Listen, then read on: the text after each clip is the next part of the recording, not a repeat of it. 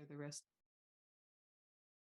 Hi, it's Susan. We're talking about what happens with the prefrontal cortex and the posterior cingulate cortex over a short period of time. And what they found is the prefrontal regions of the brain give us more choice and less of that kind of wandering mind and less self-reference is how they word it. Another way emotionally could be self-centeredness. So the example I just used was we go out with friends and then I come home and I ruminate over what I could have, should have done or said differently. So when we have greater choice, which is what meditation gives us choice over the prefrontal cortex, then we do less mind wandering and less self-preoccupation. So that's the first piece, is the prefrontal regions, these two regions. The more we sit regularly in meditation, the more we see less mind wandering and less self-referential.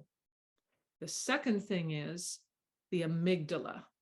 We've spoken about this before, a small almond-shaped region close to the center of the brain.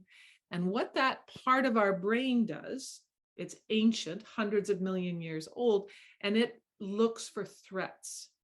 It looks is not quite the right way to say it, but when it experiences real or perceived threats externally, it acts like an alarm bell. So people talk about being hijacked by the amygdala.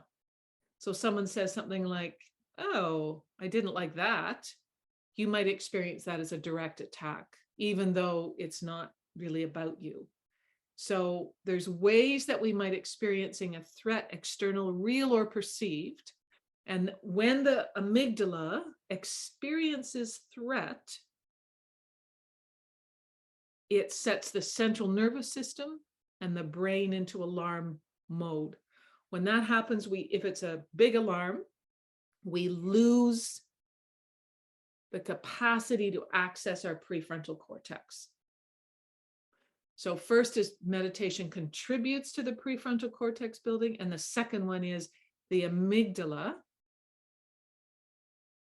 gets calmer. So it doesn't trigger, that's the part that triggers the central nervous system, fight, flight, freeze. So how to get safe. So more choice means less overreactions to externally. So prefrontal cortex regions, and then the amygdala, and another one is the hippocampus. Similar, it's the shape of a little seahorse. I've got a brain picture I'll show us one time.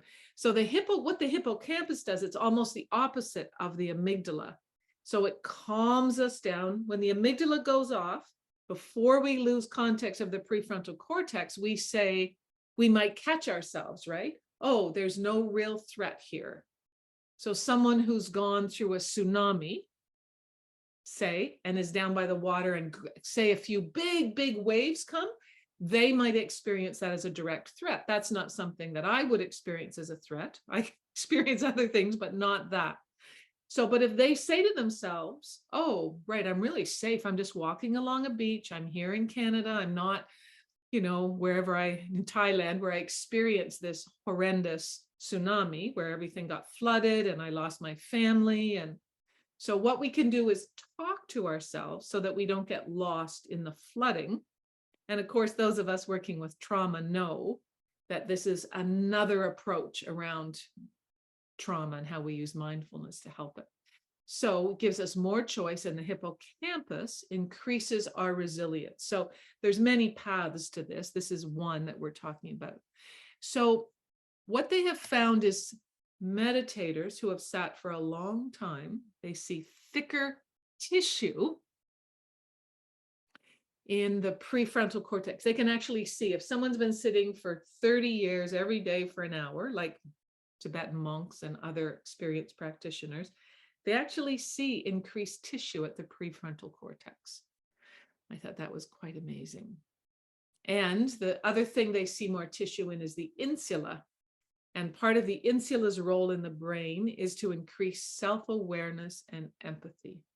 Isn't that amazing? So that self-referential or self-centeredness that we talk about, it allows us to have more empathy. This is the part of the brain. Of course, we know there's biology, there's many things included here, but this is the part of the brain. So really advanced meditators show an amazing calmness. So say they're told they're about to experience intense pain of something, they go into that more calmer than the rest of us, and they experience healing more quickly. They're unusually resilient. So they're linking that to, in the research, to this, what they call gamma range brainwave activity. And it allows an enhanced. So as we practice here as beginners and maybe intermediates, we go from a deliberate sense of trying to manage and control ourselves to a much more natural sense of presence. And I've heard all of us here talk about that. It's a sense of maybe an ease with yourself, a sense of being comfortable in your own skin that allows you to be more present. So we're less caught up.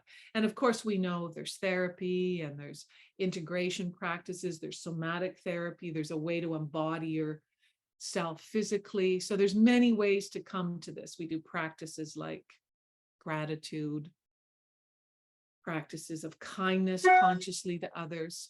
So your brain takes its shape from what you're telling it to do, what you're teaching it to do. So I loved that. Instead of just saying, oh, our brain's just here, we have to accept that it's traumatized and we've experienced difficult things, so I can't be calm. We can say, oh, by sitting more often, frequently, I can actually help influence the shape of my brain. And that allows me for less reactivity. It's not the only way, but it's one of the significant ways.